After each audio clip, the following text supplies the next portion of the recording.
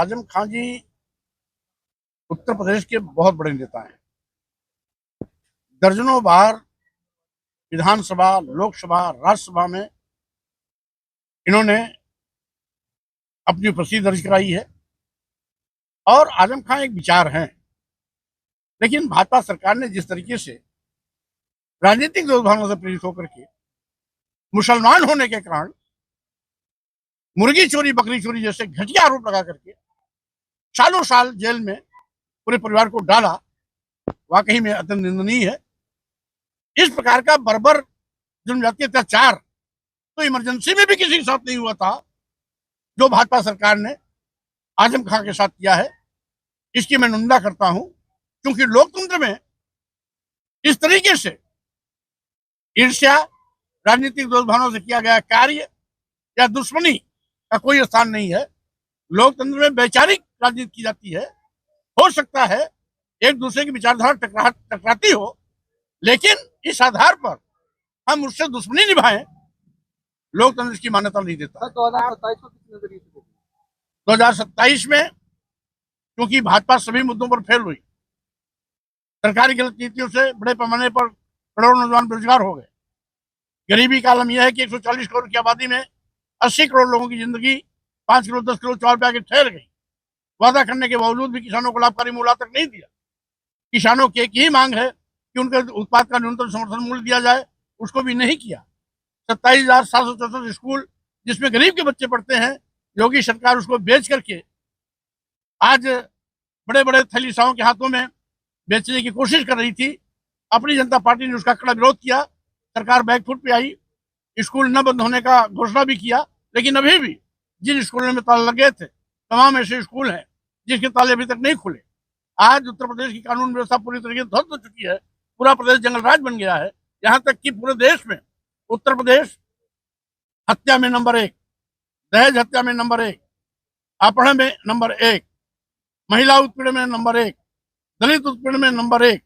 यानी जो 5 प्रमुख प्रदेश हैं और उसमें भी उत्तर प्रदेश नंबर 1 है। अन्य जितने 4 अन्य हैं वो भी भाजपा शासित प्रदेश है।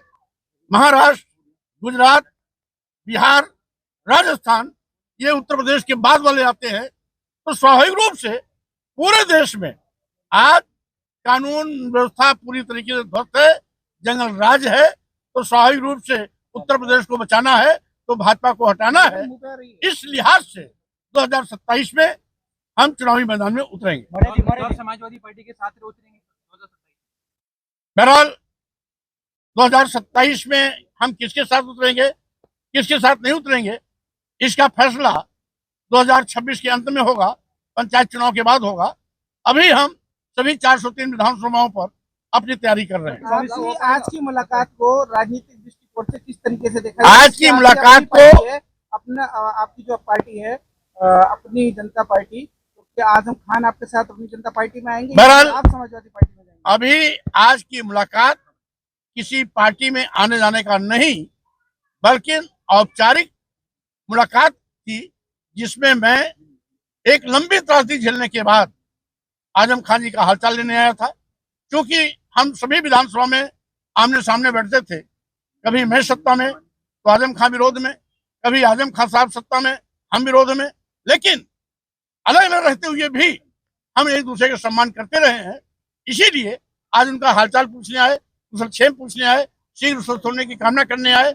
और साथ ही साथ जो उनके साथ त्रासदी हुई है उसकी मैं निंदा भी करता हूं। ये दुखद है, राजनीति ऐसा नहीं होना चाहिए। तो ये माना जाए कि आगे स्वामी प्रसाद मौर्य, आजम खान राजनीतिक पार्टी एक साथ खेलेंगे? राजनीति में क्या हो सकता है इस पर कुछ भी कहना हम समझते हैं जल्दबाजी होगी। हर कुछ भी, सब कुछ भी राजनीति में संभव है। इसलिए समय इंतजार करिए, आगे आगे देखिए होता है क्या। आज की 2 घंटे की मुलाकात आपकी आजम खान साहब से हुई है, 2 घंटे में क्या राजनीतिक चर्चा है आपकी? क्या वो आपके साथ आने वाले हैं या आप उनके साथ जाएंगे? बहरहाल आज हमने आपको पहले कहा, आज बात आने और जाने की नहीं, आज बात लंबे अरसे तक जेल से बाहर आने के बाद उनके साथ राजनीतिक दुर्भावना से किए गए कार्य के बदले जो उनको यातनाएं झेलनी पड़ी, उसके विषय में जानकारी लेने आया।